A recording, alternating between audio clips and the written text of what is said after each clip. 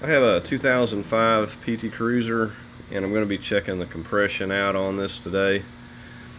And the first thing that I have removed is this breather box, and it's really simple to get this out of here. You just loosen this right here.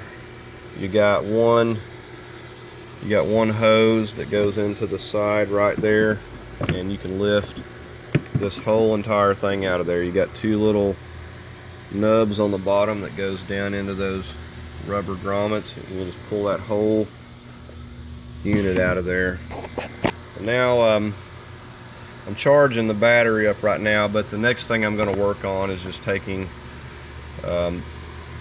my intake out of the way here so I can get to these plugs here. So the next thing I'm going to be doing is I'm just going to work on getting some stuff unhooked here in the back, and then I'm going to be taking some of these bolts out of the front here. Okay, at first I'm just getting back here in the back of this intake. There's a 13mm, and I'm just taking a ratchet and I'm going to loosen and take this bolt out right back here. Now the goal is I'm just going to try to get this loose where I can remove it without taking very much loose for now, because I'm just wanting to check the compression and I don't want a lot to have to reconnect. Now we're just using an 8mm and got us an extension so we can get back in here. We're just going to completely take all these up here out. Okay, well, those front ones out, this is good. I can get in here and maneuver this around enough to get to this to check the compression. And like I said, don't get too carried away, because there's still some wires and stuff connected. You can disconnect them on yours if you'd like. This is going to be good enough for me here. Okay, now we're just going to go through here and remove each and every one of these spark plugs. And as you're facing it here, from left to right, it's going to be cylinder 1, 2, 3, and 4. And also your coil pack has numbers on it that tells you which one of your wires goes to what cylinder, so you don't get confused on that. So right now, like I said, we're just going to get all these out. Another thing that we're going to do before we do the compression check, we're going to disconnect the coil pack. You can see right under there, and we're going to disconnect the fuel relay as well. Okay, right now I'm just removing the coil pack. If you lift this up a little bit, like I said, you can take yours out of the way if you want. I'm not. Just push that red tab that you see. See if I can get in here on it. It's hard to get an angle here. There's a red tab that is right there. You can see that red tab. Push that back with a screwdriver about that far, and then you'll just press down and you can pull that right off of there.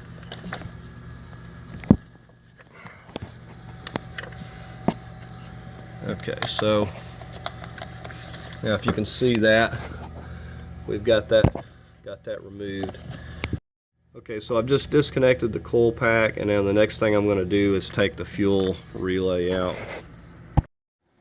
Okay, as I'm looking at my fuse box here, it's showing this one right here is the fuel pump relay, so I'm going to disconnect that and hopefully shut this fuel off. So I'm going to go ahead and take this one located right in here, the second one back, right there where my finger's on. I'm going to go ahead and take that out.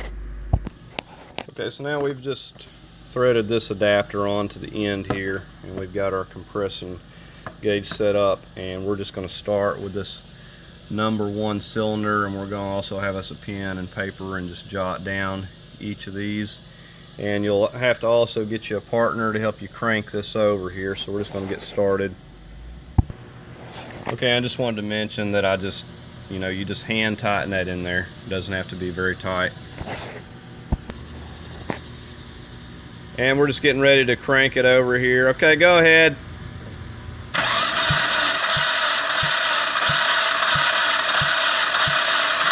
Okay, kill it. Okay, and I went to the second cylinder. I didn't get any compression whatsoever on the first one there, so we're going to go ahead and just check this second one here next. And now we're on the third cylinder. We had absolutely 0 on the second. Okay, and now we're on the fourth and final cylinder here, and I just wanted to point that I've checked all these without completely removing all this. I was able to get under there and thread it in. Was it easier? Probably not, but you know, I didn't want to have to remove everything and put everything back just to do this test. So I'm just getting ready to check the final one here. Okay, and interesting enough, on the very final cylinder, I've gotten 90 something PSI. The rest of them were registering absolute 0. So we're going to do a little bit more checking around on this and see what we got going on. Pretty sure that the head's bad, but I just want to check everything out thoroughly. So I'll follow up here when I figure out a little more. Okay, the last thing I checked was I got in here and you see this peephole on your timing cover. I checked and made sure that my timing sprockets were moving to make sure I rule out the belt being broken. So I also performed a wet test, which is just pouring a little bit of oil into each cylinder there and then doing the compression test again, and it didn't change whatsoever. Now what you would expect, if you pour oil and the compression goes up some, then that would tell you that you got a ring problem, and it's with your lower part of your engine, your pistons, but it didn't change it at all. So I'm going to almost 100% sure that it's the head. It's the head gasket. The head got warped somehow, but it's definitely got a bad head on here. So the only thing we can do now is just go ahead and start taking everything apart.